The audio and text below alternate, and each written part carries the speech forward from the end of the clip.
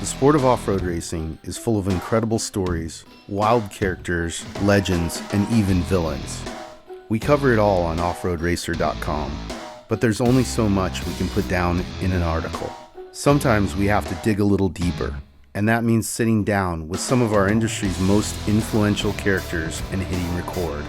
Welcome to the Off-Road Racer podcast, a Mad Media production, made exclusively for offroadracer.com. Each month, we'll go beyond the dirt into the homes, shops, and lives of the most interesting and game-changing icons of our sport. You'll hear about their history, success, failure, and everything in between as we pull back the curtain and reveal the stories of their lives. I'm your host, Matt Martelli, and this is the Off-Road Racer podcast.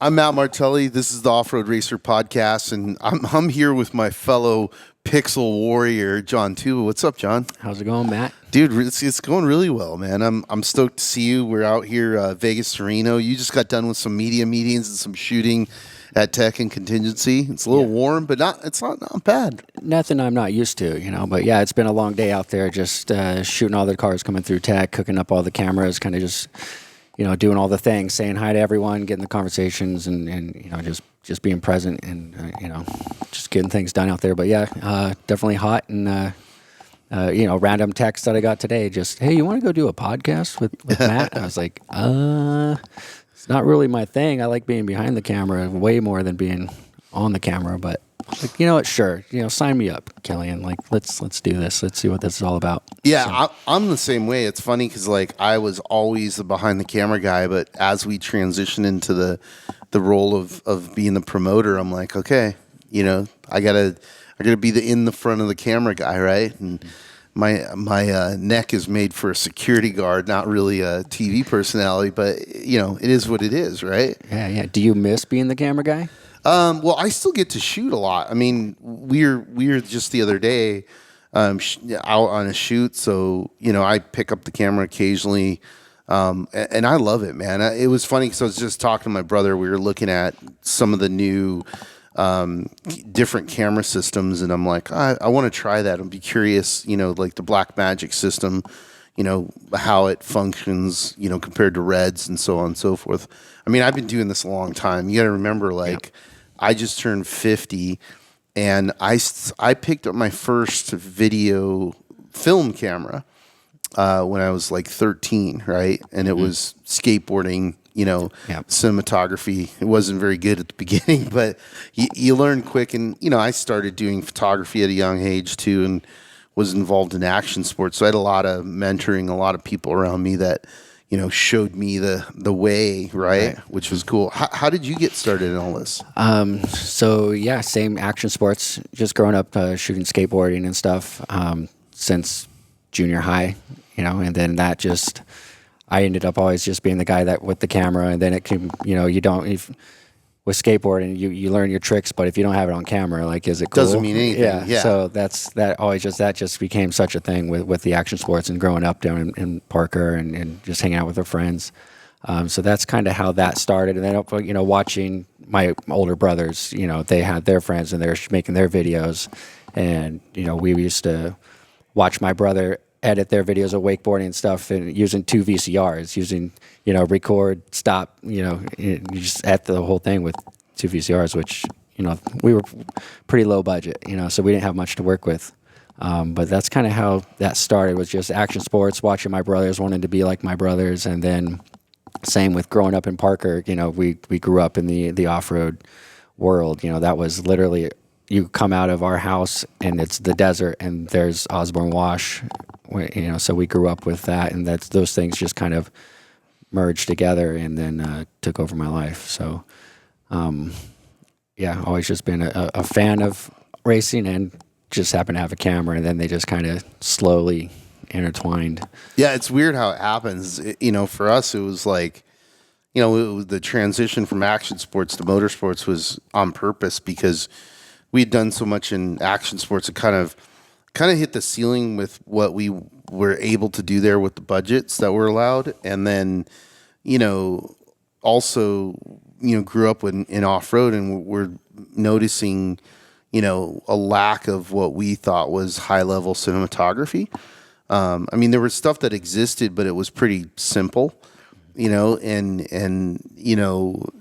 functional, but like, we were doing stuff in skateboarding at the time, and then later on surfing that was way better. And I'm like, wait, this is like a bunch of kids doing stuff, and then you have all these, rally cars and off-road vehicles. I think we could do something pretty bitchin' there. Mm-hmm.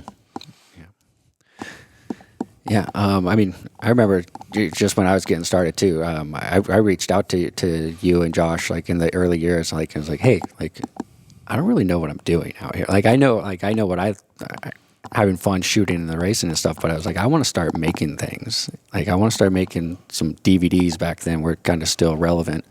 And I remember just early on, you're like it doesn't matter. Just make cool shit. I don't know if we can say shit, but. Yeah, but that always just stuck with me. I was like, I always just remember Matt, like, just do your thing, just make cool shit. Yeah. So that's always like, I've always just tried to put out like a product and do things like that. And just early on, just, seeing you guys, you and your brother out there. And then I had me and my brother, doing our thing. But yeah, it's always been kind of cool just to see, keep on watching you guys. And then all of a sudden now you're promoters, and it's just been kind of crazy to be watching you guys, coming up. So yeah, and likewise. I mean, it was fun in those early days of like being out in the desert, and here we are hiking in the middle of nowhere, and God damn it, there's Tuba. He's already here, right? Especially at Parker, because you knew all the spots. Oh yeah, that's right? That's my backyard. Yeah. So yeah, every time that racer would come to town, all the media people was like, okay, hey, what's where can we go? What can we do? It's like, I don't want to really tell you. Like, I want these spots for me, because back then, like making a DVD is kind of a different world. It was like you wanted those best shots and you wanted them for yourself. Yeah. Because you wanted to put out that trailer, and it was like people never saw it. Right. So it was just like, bam. And now it's just social media. You got to have it up quick. So it's like a different world now than even when I started, so. Yeah, it's funny. I was talking to a professional skateboarder recently, and he was kind of lamenting to me like how everything's changed, and you have to, really push social media, and that skate films don't get the same effort that they used to. And I miss that. It was really cool the other night to go down to San Diego and to see Blake Wilkie's premiere, and have it be live with a bunch of off-roaders, and hear the oohs and the ahs, and talk to everybody, and before it goes live, because that was like the tradition of action sports, and it'd be cool to do that again in off-road. I think it needs it. You know what I mean? Yeah, I miss doing it that way. Just being on the hunt, and then trying to what I would just call it as I would have my vault of the banger clips that nobody's ever even seen yet. Yeah. So, and I miss kind of like that hunt and collecting, where I'm the only one that's seen it, and then just hit people with it all at once. But it's hard nowadays, to get that in, and just trying to put out a film, Yeah, I think got to come up with new ways. So. I think we need to figure that out, because when I going back to skateboarding, and even some of the films that you've done, Desert People, things that have shaped off-road culture. I think that's an important thing, because it's like, it's kind of like being a musician. It's like you just keep putting riffs out, and everyone's like, oh, that's a cool riff, right? It's not really a song.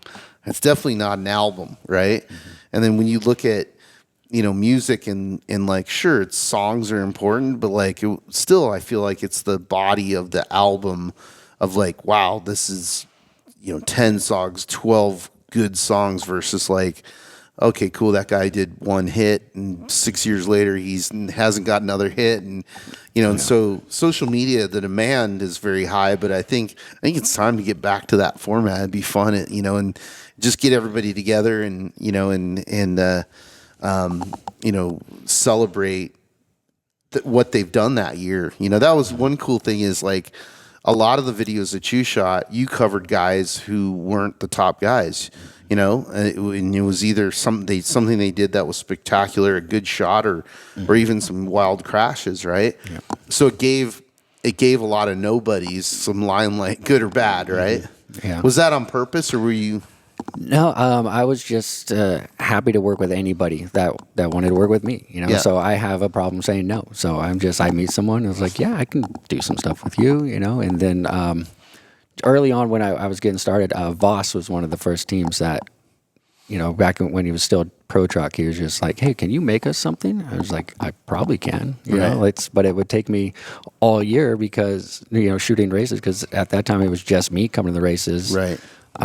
So to get enough content to make a whole video, like it took me a few races, So, but yeah, that's what kind of involved it though. Is like people like Voss that wanted me to start doing things with them, and then I was like, I need help out here. Like I need my brother out here. I need start hiring some other people, and then we started, then that grew into being able to do like good recaps off of single events and stuff like that. Yeah, it's a lot of work. People don't realize, the gas money, the food, the hotels, and then like this race tomorrow, it's like you're gonna drive a few hundred miles, right? And not just you, but like how many different teams you have working with you out here? Yeah. They're all gonna drive that too. Oh, absolutely. Right. And then they all look for me to handle that bill at the end of it too. Exactly. So yeah, when I started out though, I was, not making any money coming to these races, because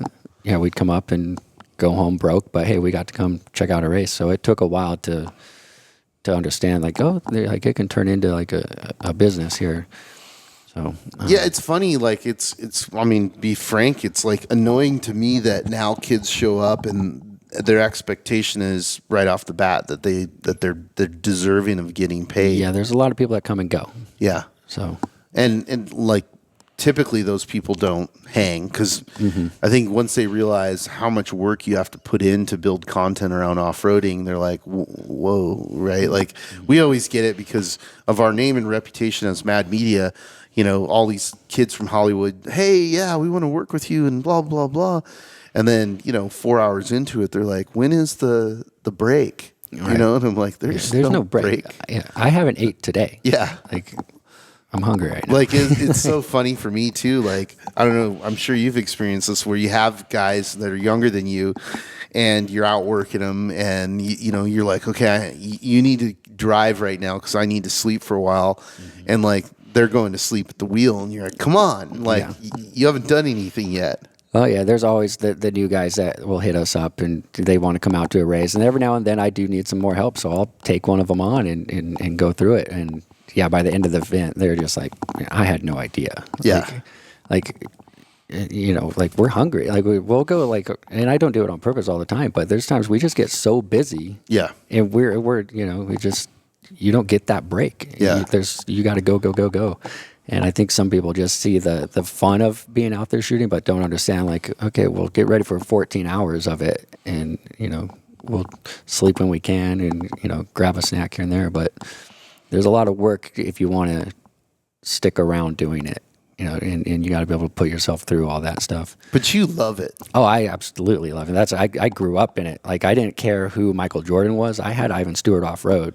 Like, that was my jam. So yeah, growing up with it is just, that was, that's all I cared about was desert racing. So, and I just been fortunate enough to be around long enough to make enough people happy. And that's all I do now is, just play with race trucks and make videos with them. So. No, that's badass. It was funny because I remember there was a transition that you made where you started coming and shooting in Baja.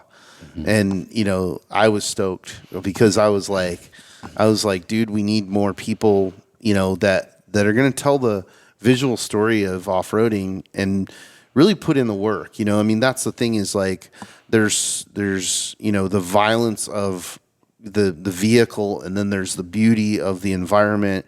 And, and then also knowing, either from knowledge base of seeing what happened before or just having the intuition, like, hey, I'm going to stick one thing you're well known for is your static cameras, right? And putting them in the kill zones, right? So they get I've done a lot of dumb things. Well, I wouldn't call them dumb things, but trying to be different out there. Like, I'll stick cameras in dumb places where it's like, hey, you're going to get that hit. I was like, I probably am going to get that hit. Yeah. But if I don't, it's going to look really cool. Yeah. So I wouldn't mind I would put them down in the dirt and build up, like let the trucks go right over. Like I have shots where I'm not using a GoPro for the ground. Like I'm using good big cameras and just hoping. Yeah. But I don't know. I've just always wanted to do things a little different than all the other people that I see out there doing it.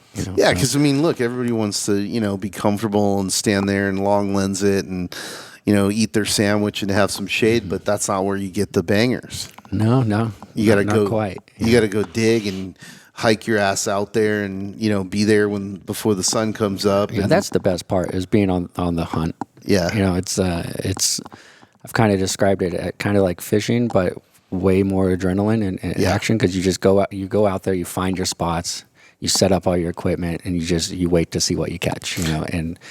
And that's part of the thrill is not knowing what you're going to catch. So.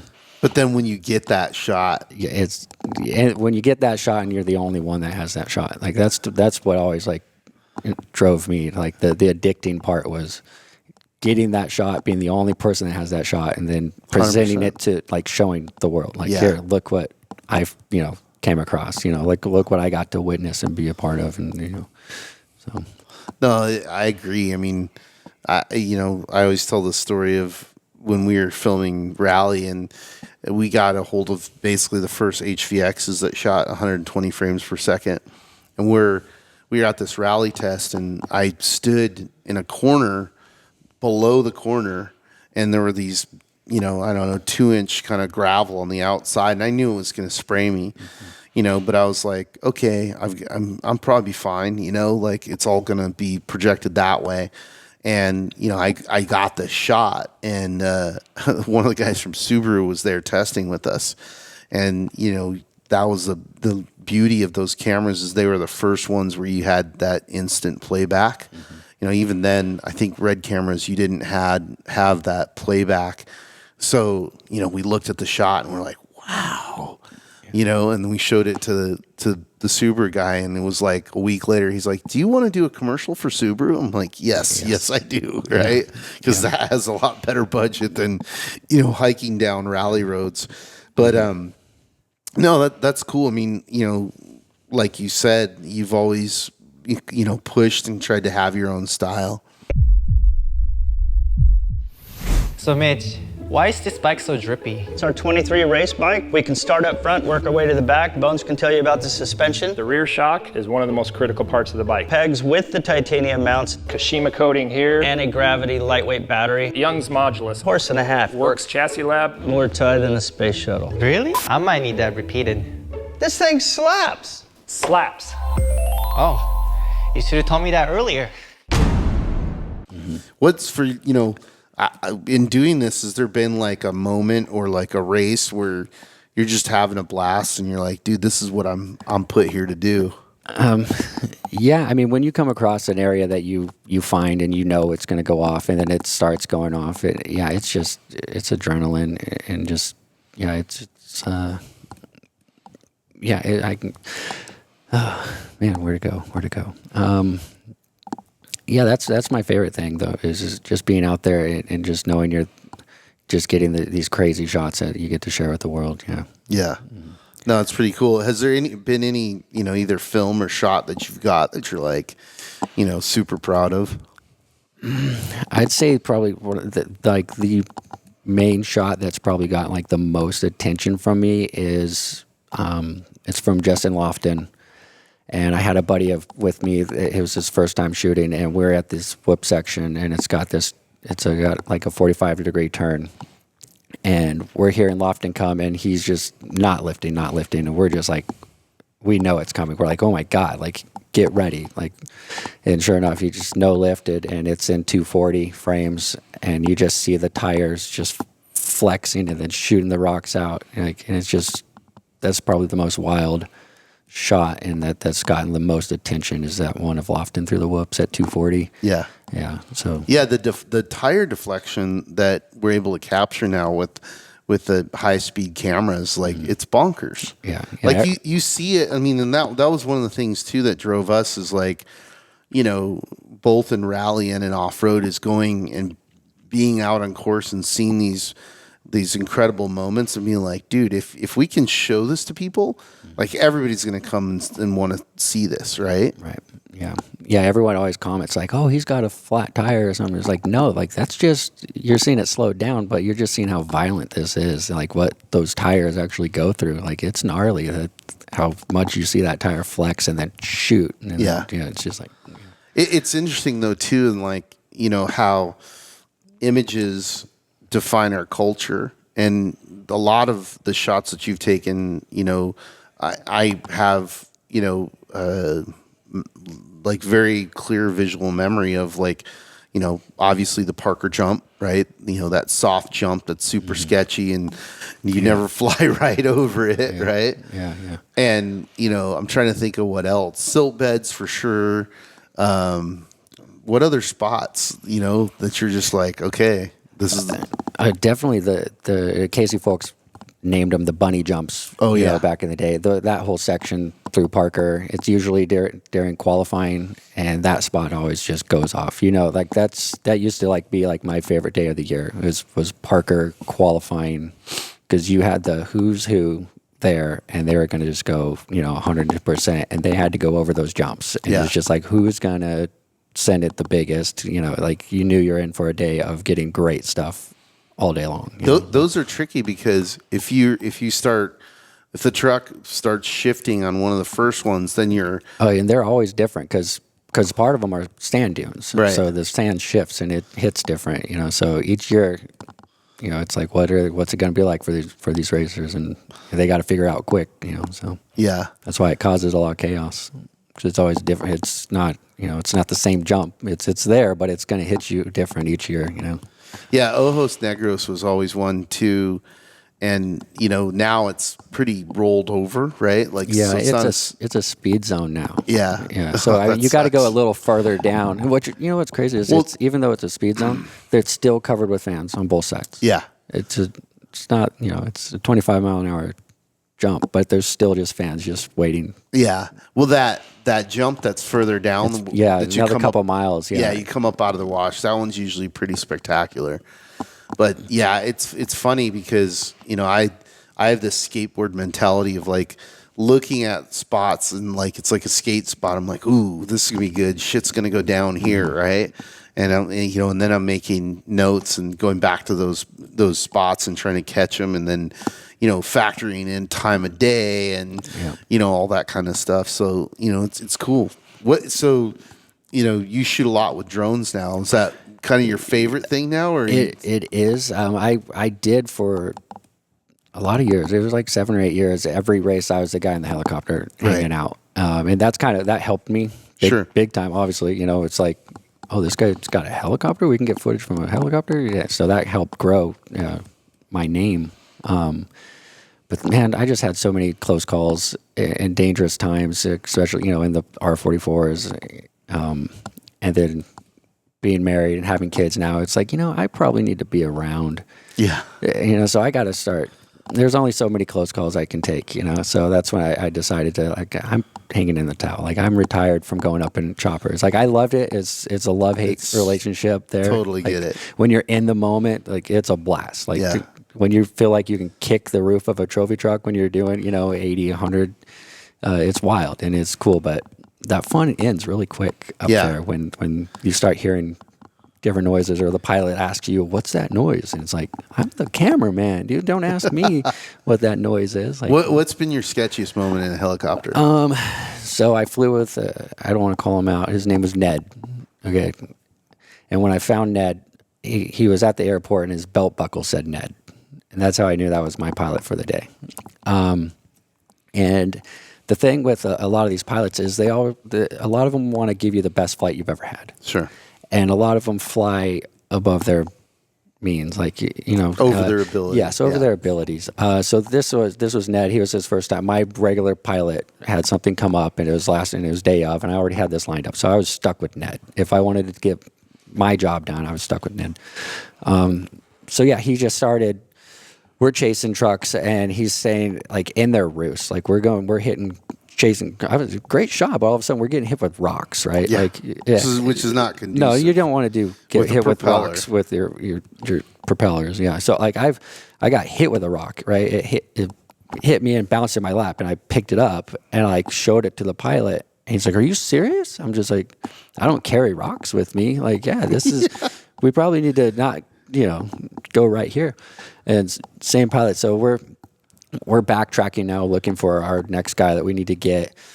And I call it out. I was like, "Hey, yep, that yellow truck right there." And he's like, and he rips on the stick, man. And all of a sudden, like, pressure in your head. We're hitting G's in a Robinson, right? It's like, oh, that's not good. Like, I've never had that happen before. And yeah, so that started going on. He did it twice, but on the second one, the whole chopper starts going beep, beep, beep, beep, like a missile's coming at us, right? And I'm not kidding you. He looks over and he's like, "What's that noise?" I'm just like, "Oh my God, like, don't ask me what that noise is." Yeah. Like, and now we're just hovering. We're like 500 feet up. We're high because we're looking for our guy. And he's just stops and he starts looking at all the gauges and everything. I'm just like, "Ned, please just get us lower to the ground to figure this out. Like, let's, like," and it's just going, like, in the headsets, everything. And we get down to the ground and we can't quite land because there's like brush everywhere. And he's like, "Oh, I know what that was." And he flips a switch and it goes off. He's like, "That was the transponder sending out a signal to come find our crash site." So it was like the chopper, it's like automatic saying, like, sending out a signal for our crash. Because you hit so many G's. Yeah. And I was just like, I think I've got enough shots today. and that was just, there was a handful just with that certain day that's when I really started, like, I got to figure something else out. You still get sucked into it every now and then. Yeah. Like, there are some pilots that have done it a lot that I trust. I'll get in there, Jim McCoy. Yeah, Jim McCoy. Yeah, like Nick Tunis was my guy for a long time. Yep. Some of the other pilots, they're not with us anymore. Yeah. And they were my favorite pilots. Yeah. So, and then I've had friends that have crashed. Yeah. I have a friend here, he's wrapped around a tree and he still flies. I'm just like, and so that was like, I'm done. Like, I like drones. That's my thing now is I like what I can do with a drone now. And it keeps on evolving too. I mean, now with, like, it's interesting because you basically have two drone tools. You've got, the regular drone, right? Which is, more scenic. I mean, you can still get action from it, but now FPV drones. It's getting wild. And you're not risking yourself, and right. It's not. I do, like, I was telling the story the other day of, like, the only dent on my production insurance is from a third party group that we hired, and I think it was XP1K2, and that was before they had good cameras for drones. So we were literally taking one of our red cameras, a $40,000 lens, and putting on a giant drone with, I think it was 8 blades, right? Mm-hmm. And these guys are from Hollywood, and they're like, "Yeah, we're the da da da da." And I'm like, "Okay, well, we're going to Washington to the woods. This is going to be more difficult than anything you've ever."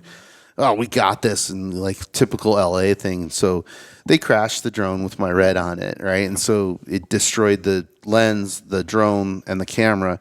And of course, so we go in and, we're in the middle of production, and we literally just had to rent another camera and get it back out there and get going. And my insurance company was like, "Yo, like, your insurance is going to go up because of this, because these guys crashed, the drone." And it was one of those things where I remember, and I'm like, stupid. You know what I mean? Like, to put $100,000 in camera up on a drone, the drone was probably $40,000, mm-hmm. And so you have $140,000 wrapped up in, that, just getting a drone shot. And it was like, I think out of the whole edit, I think we used like 4 drone shots, right? Mm-hmm. But now, with DJI, I mean, their drones are amazing. Yeah. Their optics and the quality of the image, they're amazing. Yeah, it's nice to see, like, just how well, like, just consumer products are nowadays from where they were 10 years ago. Just having that drone at my access is, now I don't have to hire a chopper and pay that bill and then risk my life and then all these. It's like I can get some killer shots. Obviously, there's differences, but there are. But, like, with drones now, you could stick and move. Like, there's very few shots that you can't replicate with drones. Like there's like now when I look at stuff, I only consider helicopters when we need, big, long, wide stuff, right? Like when we're covering the Mint, we've got to cover a lot of ground. So we're like, cool, a helicopter is part of the coverage strategy. But, race to race, yeah, drones. Yeah, I'm all for it. Yeah. And I've kind of been so like when drones came on the scenes, I started trying that out for a little while, and then I got in like an incident with another pilot. It was just an asshole, but he was trying to shut down the whole drone scene from the get-go, and then I became like made the example of at a race. So I was at like the front of the lines when shit hit the fan, and Casey Folks was like, no more drones. Right. And it was like kind of put on me a little bit, but then I stuck with like working with Casey and like explaining, there's room for both in this world. Like, sure. There are safe ways to do things. And that's when he started letting me, fly drones again at his series. And now we're like, I just brought it up today during our meeting. And it's like, look, right now, like everyone's considering now the drone the safest part, because now we're taking out the human completely. Sure. That's where we are right now, is everyone's so worried about what the media guys are doing, where they're standing. So now it's like, it went from get these out of here to now it's like, maybe that's the safest way to do it, because we're taking the human out of the, Sure. It's just kind of weird to see how just the evolution of everything. So yeah, I mean, as they get better and have better battery range, I mean, they become, more and more like powerful tools, right? All right, Chase, number 23, it's 2023, this championship's yours. Let's show these guys what's up. Easy, boys. It's not over yet. Big dog still gotta eat. Whatever you say, big dog. Seriously? These fools think I'm fried? They know the deal.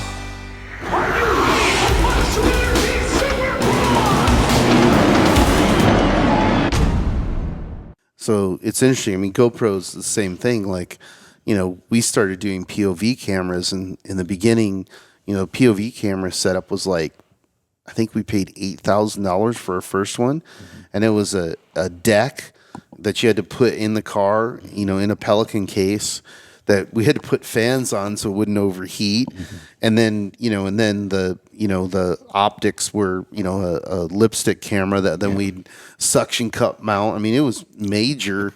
Effort to do that. Now it's like, oh, here's your GoPro, and it's a better now. It's like looking back at some of that old footage on board stuff. Like I remember I bought my first, it was called like a Vio. Yeah. The Vio POV. Those, and it was that case with the little in the lipstick camera. And I remember like being so pumped that I got that.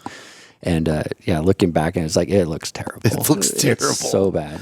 Yeah, the one we were using was even earlier than that, and it was shooting to DV tape, and we had to figure out, because DV is tape, so you have a head touching the tape. So if it vibrates, it loses the contact point and won't record, right? So you'd have all these recording errors, a bunch of dropouts on the. I have some, because I was with shooting on tape also, just like high 8 and mini DVs, and then there would be tape dropouts. Yeah. I have a film that's up on YouTube that, like, it was like my first video that ever hit 1 million views. And it's of Robbie Gordon testing out in Parker, just on the graded roads out there. And there's scenes where it's, he hits the jump and then it cuts to another angle where he's coming off the jump, and it looks cut really like just well. Like it was on but purpose. Those aren't on purpose. Those are dropouts. I don't have the rest of that jump. Yeah. And so I had to just take like 4 or 5 passes that he did that day and cut them together, and it looks edited great, but it's because those dropouts, because I didn't have that, so I had to deal with that all the time with shooting on tape. So I don't know. I'm sure you guys dealt with the same thing. Oh, 100%. Like we had figured out that the foam that was in impact seats was the only foam that could absorb the shock quick enough to slow that down, right? And so we literally, I got foam seat from Robbie Pierce and put it in the Pelican case, and that worked pretty well. But then we were overheating, so then we had to put fans in it and batteries, and it was like you would go down these rabbit holes of making these contraptions just to get around the fact that you're shooting to tape. But now everything's digital, and it's I always tell my guys, I'm like, you have no idea, like. When I started shooting, we were shooting on film, so we didn't know what we had until after we processed it. Right. And we're so driven, back in the day, like, our director of still photography, Vinny, him and I were roommates, and we kept processing both video and photo film, and they would mess it up, right? In San Diego, there was only one lab, and they would always screw it up. And so we bought a processing machine. So, we were broke, I think we were in our 20s, and you'd walk into our crappy little apartment in San Diego, and the biggest, most expensive thing that we owned, even more expensive than either one of our cars, was this giant film processor that sat in our kitchen, right? And it was so that we could have control. So it was pretty funny when people would come over. They're like, what's wrong with you guys? And then they'd open up our refrigerator and there'd be chemicals in there, right? So yeah, we learned on film, and I'm glad we did, because I know the entire analog side of it. But like, man, the digital technology now, with all the different cameras, Canon, Red, et cetera, it's just incredible, and allows you to learn quicker, right? Like you can review shots and you can see stuff, and you're like, okay, my exposure's off, or my focus, or my composition sucks, or whatever that is. And like, I see it with kids now. They get up to speed really quick because they're constantly reviewing their footage. And then, I think that's a positive thing of social media too, is like you get to share it, and you see other people who are like really good, and you're like, wow, why is that guy's stuff so good? Oh, he brought lights out to an off-road race, right? It's like, oh, wow, maybe we should do that. Mm-hmm. Yeah. And it always helps to be the editor. Like, if you're editing and shooting, like, you can learn real quick on, okay, like, this isn't working. Like, let me start doing it this way. So, yeah, I actually make all my guys do that. I have guys that come in to try and, get a job with us, and they're like, yeah, I want to be an editor. And I'm like, that's not what I want to hear. Yeah. I want you don't have to like shooting, but you need to do it, and vice versa, because it helps you learn each side of it. Right.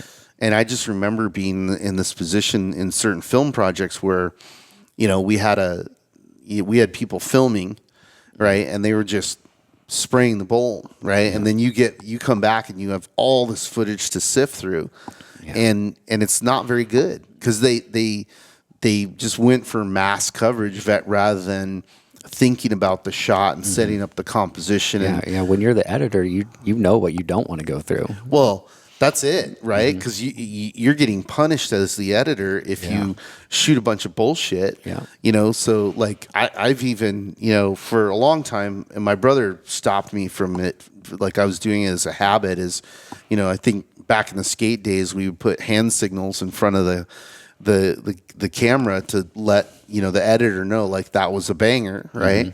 Mm-hmm.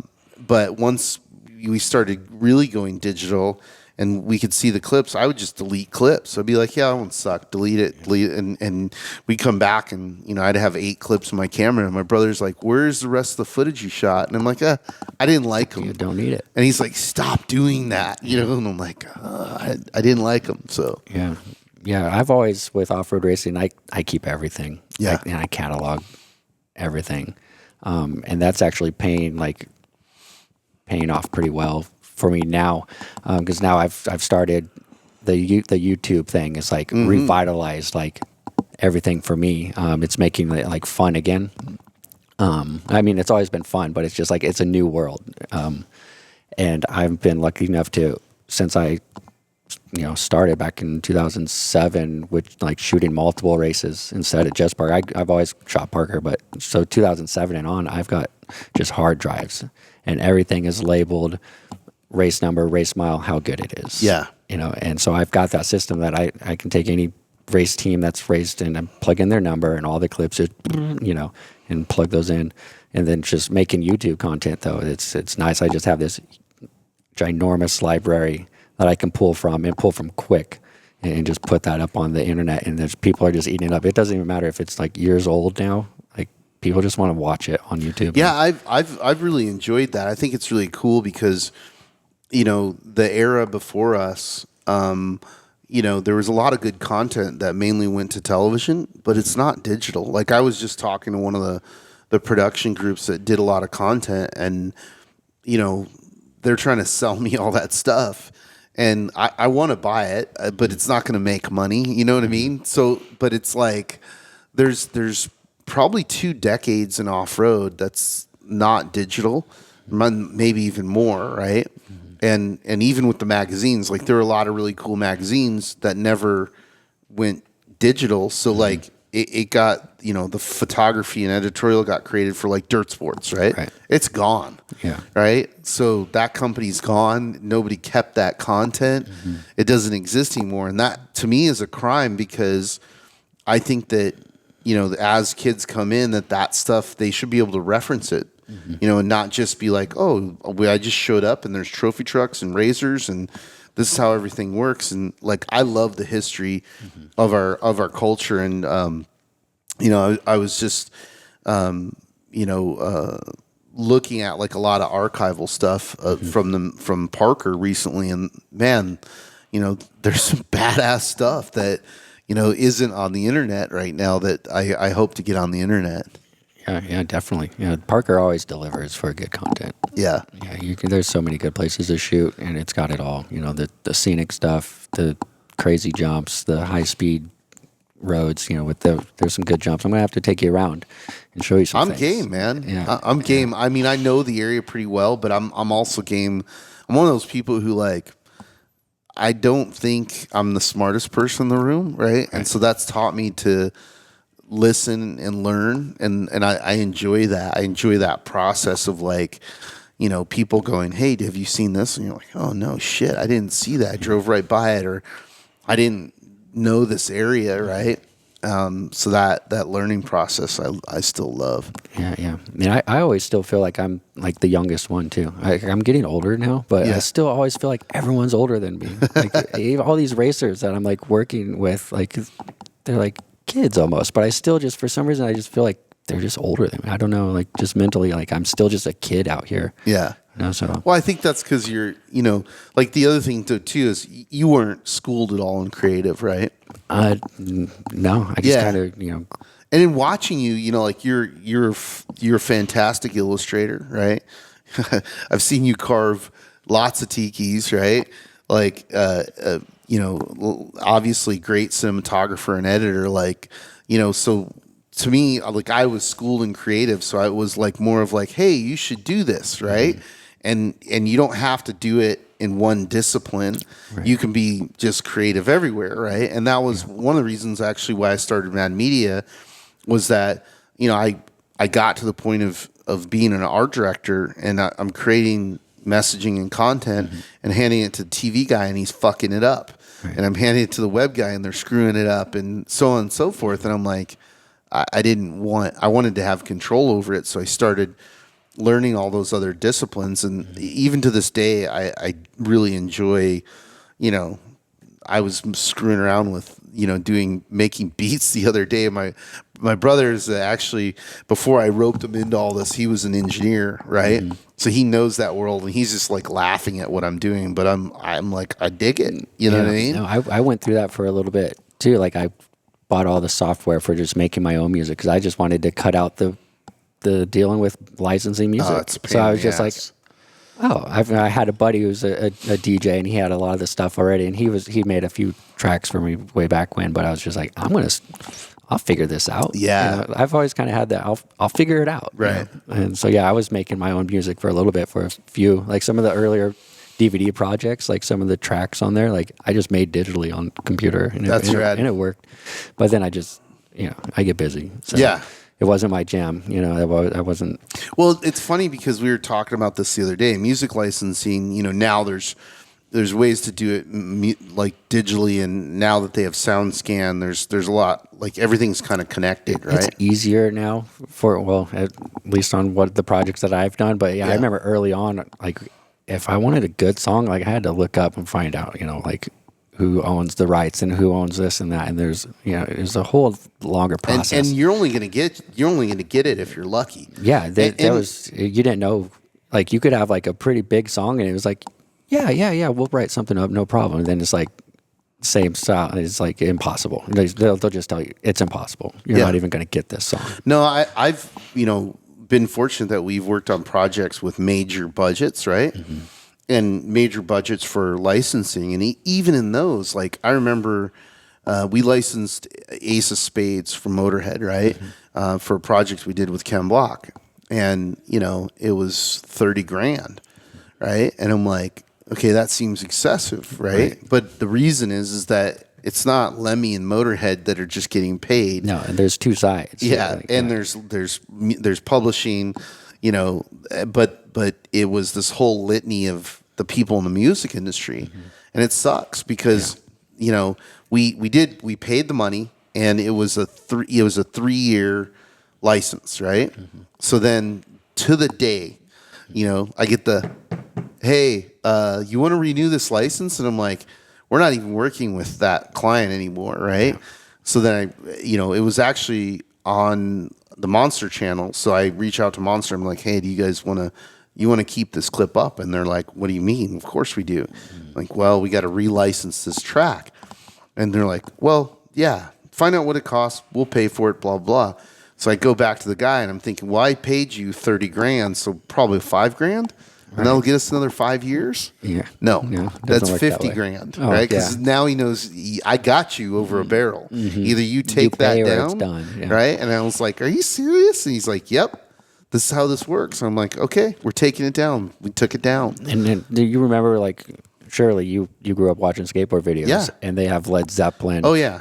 All of it. It's like, man, wouldn't that have just been nice? Racing against your dad is something that 90% of the racers in the world will never get. I've accomplished everything I wanted to do, and now he's just like taking the reins. I want to be remembered for being a huge part of short course, not just racing, keeping it alive, helping it grow. If it comes down to the last weekend and I'm in it, the boys better watch out. Yeah. To just have a free range. Well, and that was the problem. Like I just ran into this with, some stuff that we were doing with Dirtco is like, Dirtco is a commercial brand. And so on Instagram, it won't let you use any, music other than their canned music. So I'm like, none of this music represents this brand, so I didn't want to use it. So like the track that we were, using for this little clip, I wanted to use this Control Machete song, right? And so like I had to go basically have one of the guys edit it in, post it up, and I know it's going to get throttled, right? I know that, we do that and not as many people are going to see it, but that's the sound of the brand. Just like in skateboarding, it was like those early days of like, we were just picking the music we wanted. Mm-hmm. I will say that there was some stuff that we did reach out to bands that we were listening to, and especially with hip hop, like in particular, like I remember it was an area from the a group from the Bay Area, the Hieroglyphics, right? Mm-hmm. And we reached out to them, and they were super cool, and they're like, yeah, man, we'd love to have our music in your video and reach a new audience. Mm-hmm. To this day, one of their biggest segments of their fans are skateboarders, right?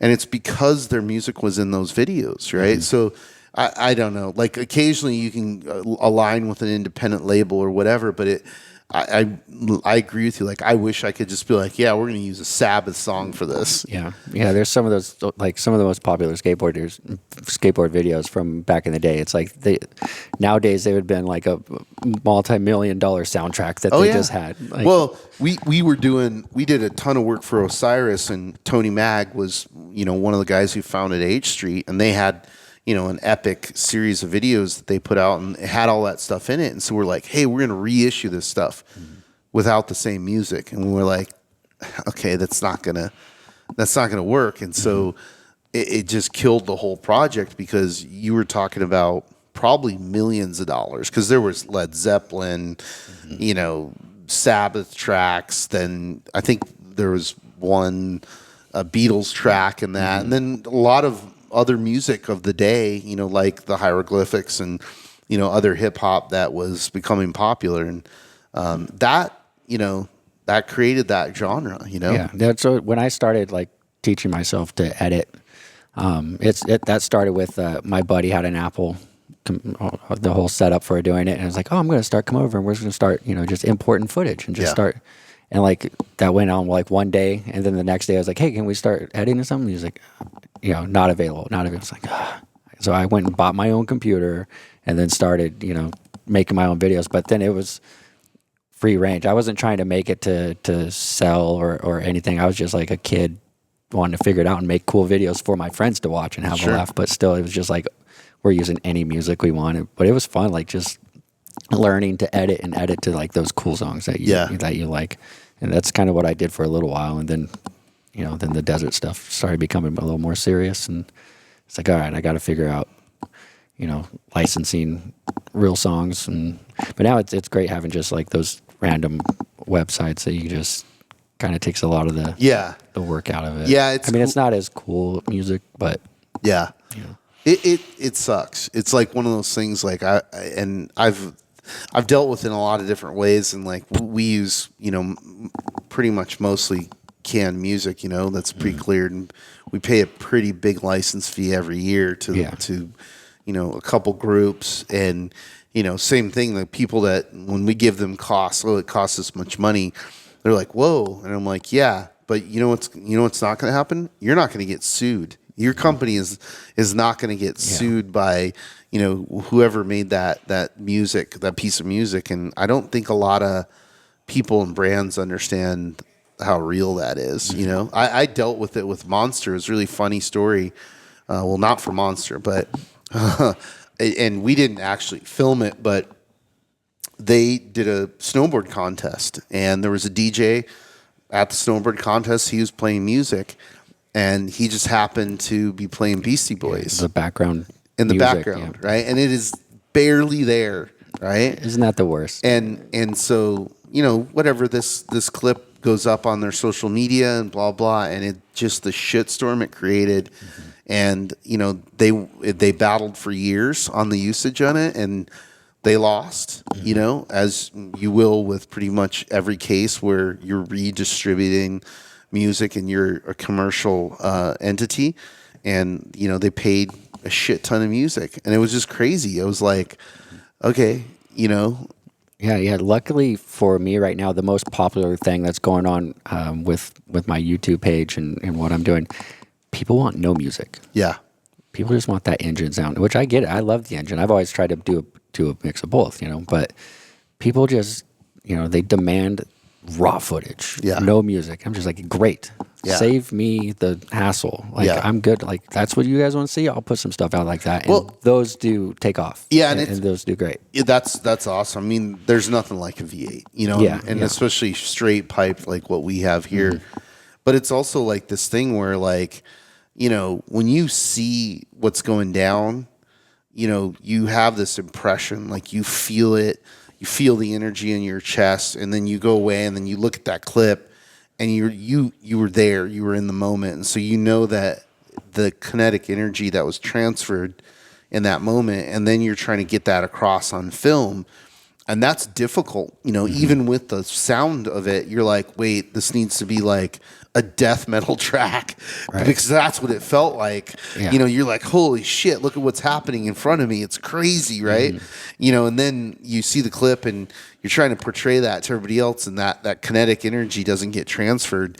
Right. You know, so people, because I get it all the time. I like editing to music. I like doing both. Yeah. And people will just be like, oh, turn that music. There's always that guy, right? Right. There's always that guy.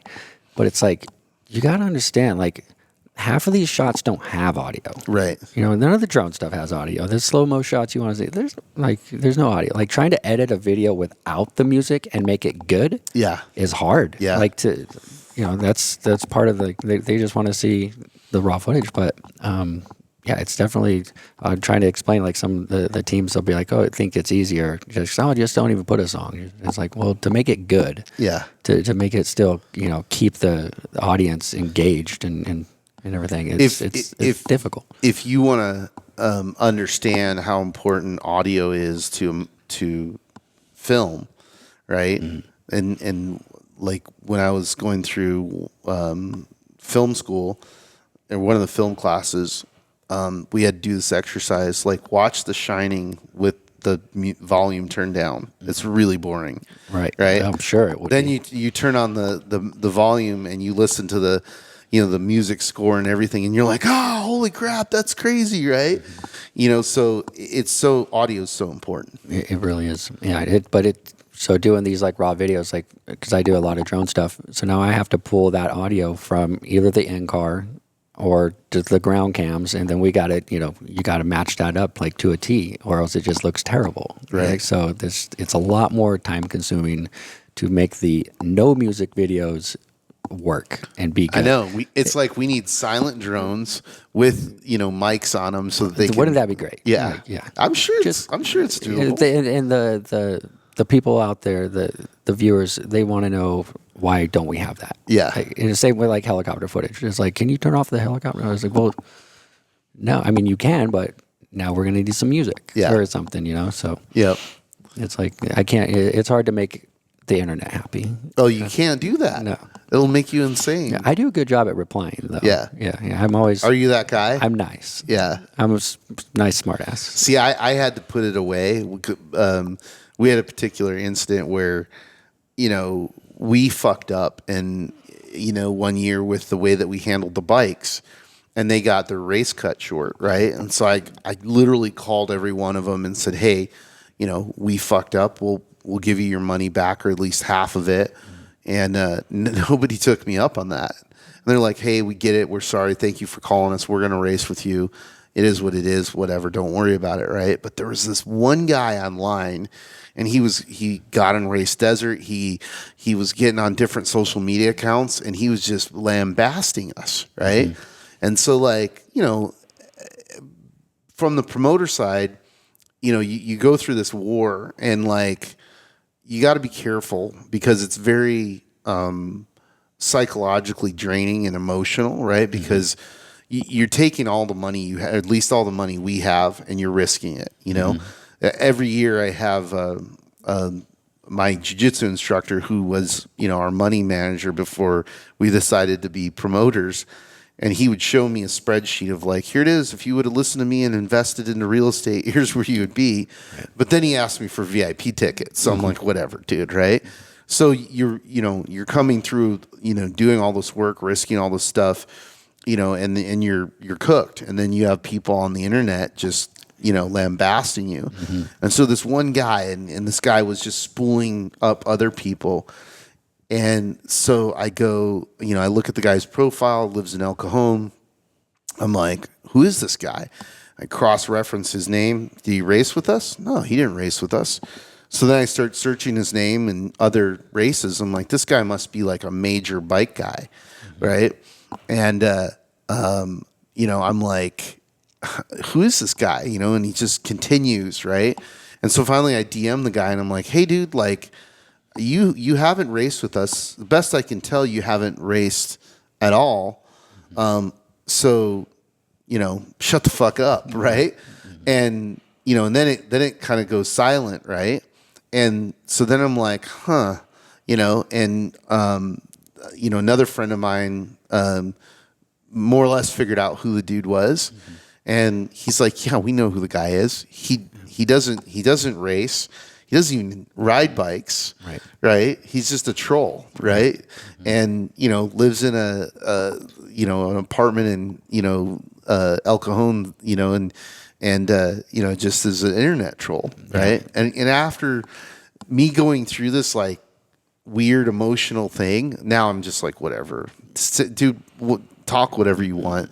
If you have a problem with me or what you want to talk to me, walk up to me in person, shake my hand, and tell me you don't like what I did. I'm fine with that.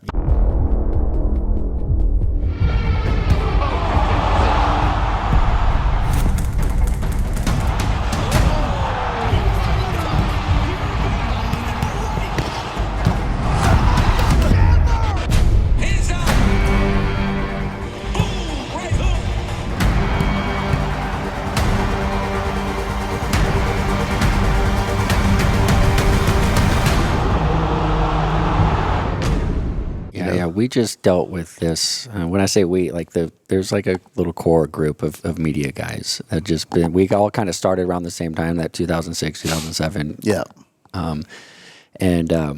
We just kind of went through this whole thing with this race that's just going on, with them putting us down in designated media areas. And, we've kind of been going back and forth with meetings and trying to explain like some better ways to do this and start trying to kind of control on who's out there. Like you're explaining, is like, you shouldn't have to babysit us. Right. Like you, if you see me at your event, are you worried about me? You're not, I know. Right. But when you have 100 of us out there, yeah, you're going to have your knuckleheads, So we started working with them to try to come up with solutions. And we thought we had a plan going forward, with there being some staff media that, could help police some of the other guys and then cut these numbers down. And then that kind of all went out the window, unfortunately.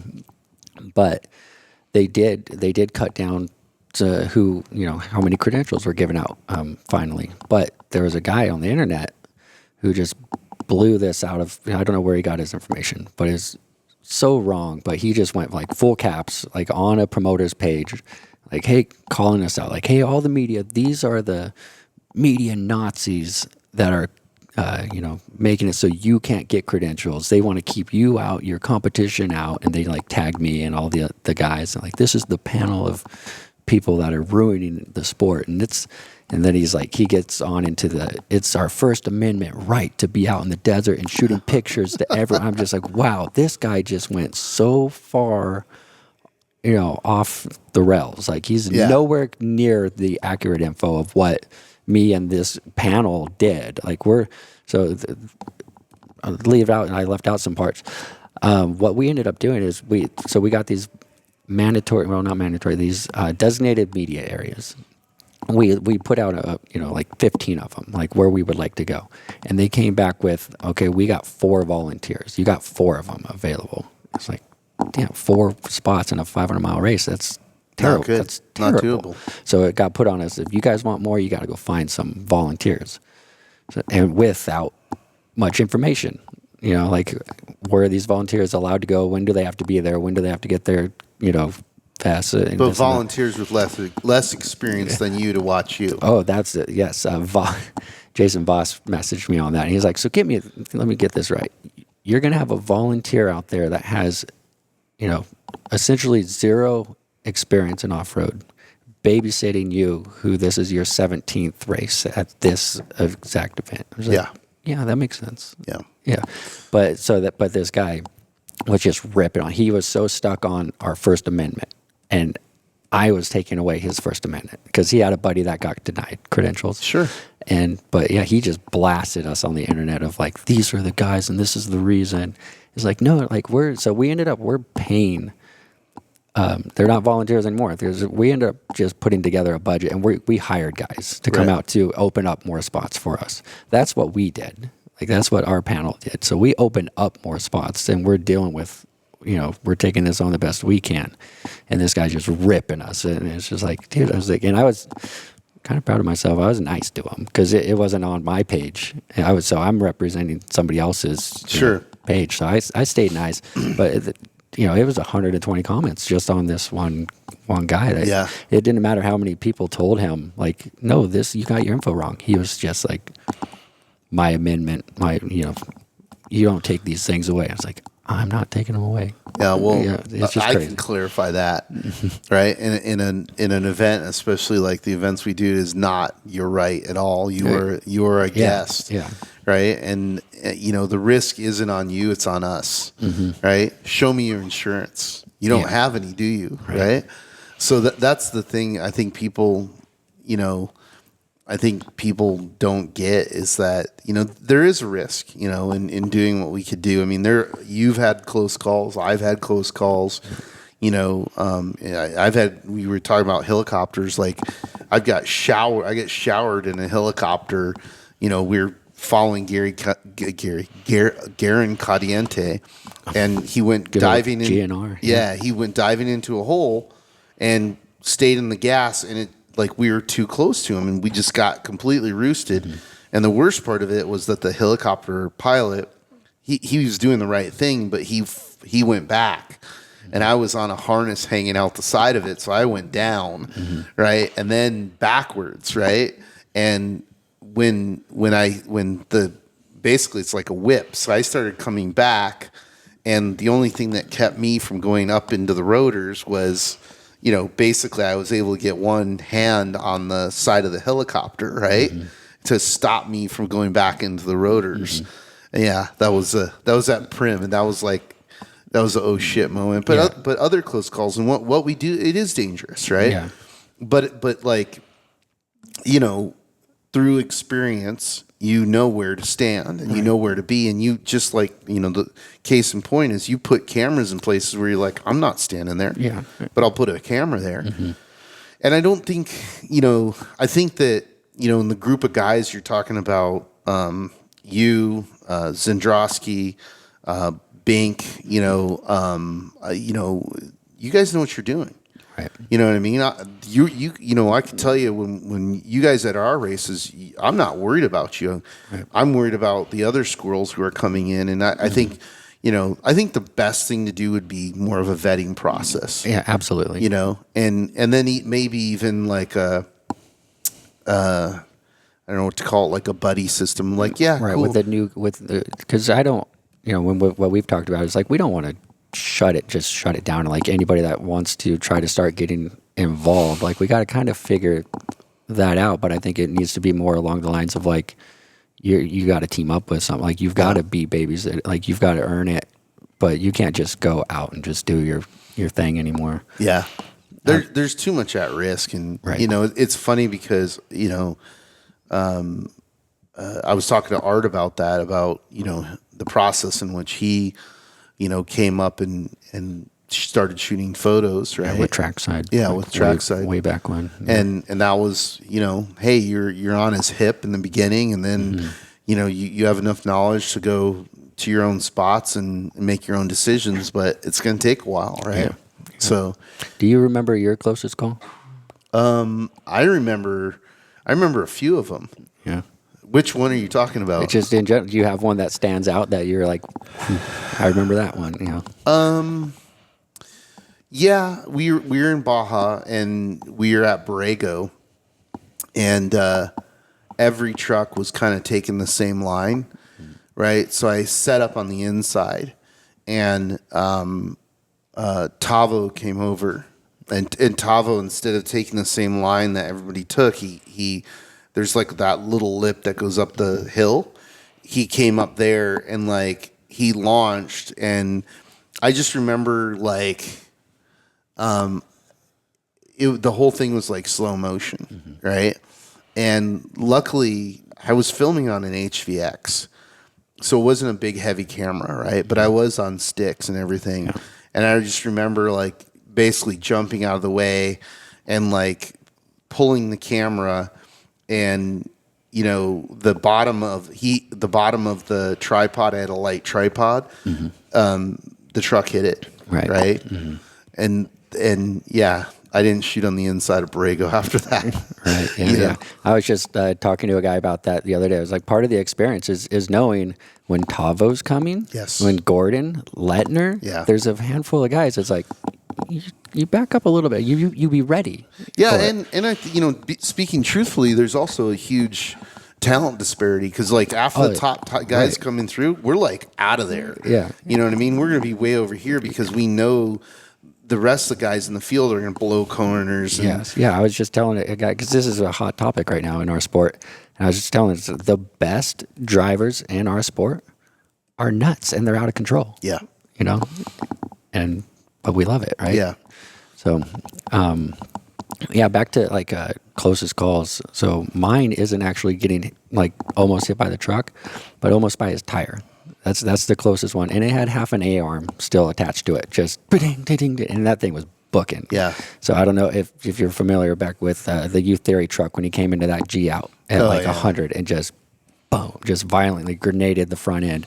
Well, that tire exited, and I was flying the drone, so I'm 100 feet off the track. Yeah. Like I'm far off the track, and I'm getting the shot, right? So I'm looking at my monitor like, this is gnarly, and I hear this ding, ding, ding, ding, ding. I look up, and it's booking right towards me, and I had time still just step out of the way, but man, it went exactly where I was, and that thing, like, that would have, like, it would have hurt, murdered me. Yeah. Like, that thing had a giant piece of metal just ripped. It would have hurt, you know. Yeah. And you know, like, obviously, you know, I don't want to die, Right. You know, but I will say, like, if I get smoked by a trophy truck filming, I'm okay with that, Right. you know. You know, that's not something to cry about. But I'm also 50, and I've done some things in my life, right? You know, the crazy thing about it though is, like, you have those moments, and you know, I was, after that one, I was like, yo, man, I'm Right. like, this is dumb. Like, Yeah, I was even working for him at that. That was like an extra shot we weren't even going to use, you know, and we've since used it in a couple things, but, like, you know, it's like one of those things, like, what am I doing? You know, like, well, it's those experiences that we're able to take that and help make our sport safer. yeah, 100%. You know what I mean? Like, we've done it. Don't do what we did. Yeah, but you know, and you were talking about limiting media guys. Like, here's one of the things that we started looking at too is, okay, cool, you have all these people out there, and the Mint has had some of the highest counts of media in all of off-road racing, and we're media guys, right? But then we look at, like, the outcome of it, and it's very easy to see, like, okay, this guy was out there. What did he produce? Okay, nothing. This guy was out there. He produced. Oh, look at all the stuff he produced. That's good for the sport. That is worth the risk. Right. You know, the guys who come out there and don't take it seriously, and they don't work for a legit media outlet, or the content's not going to race teams to promote the sport. Yeah. Stay home. Yeah, those guys go do something else. that act like clowns, they don't need to be out there. Yeah, and we've had, you know, I've seen them. Yeah, I've dealt we've with had some incidences where, you know, like, I don't wake up in the morning and want to, like, revoke people's media credentials, Right, but yeah. I'm at a point now where I think I'm like, that's no problem. that guy that was ripping us on the internet. Like, I think that was one of the biggest, like, parts. He just didn't understand. It was like what I'm talking about. I'm like, no, there's people getting credentials that aren't even shooting. They're like, oh, I can go watch the race wherever I want for $50. Yeah. You know, those guys got to get out of here. The guys that show up and they have alcohol, like, they're going to pound a beer while they're shooting. Yeah. Get that guy out of here. Yeah. Like, there's a lot of people that absolutely just don't need to be out there. I And agree. those are the people that I was, like, trying to calmly explain to this guy. Is like, no, it's not like I'm not trying to take away people's rights to come shoot, but I'm telling you, there's people that don't need to be out there. They're out there for the wrong reasons, and they're just clowning around. Yep. So yeah. That's what spectating areas are for. Yeah. With still no alcohol. Leave the alcohol at home. Yeah. You know. Yeah. So, Agreed. But see, that wasn't painful, right? yeah. Thank you for doing this, brother. Yeah. Good No luck problem. tomorrow. Yeah. I'm gonna go get breakfast now. That's how my day's gone. Oh, nice. So Right on. yeah. All right, Matt. Thanks. Appreciate All right. See you.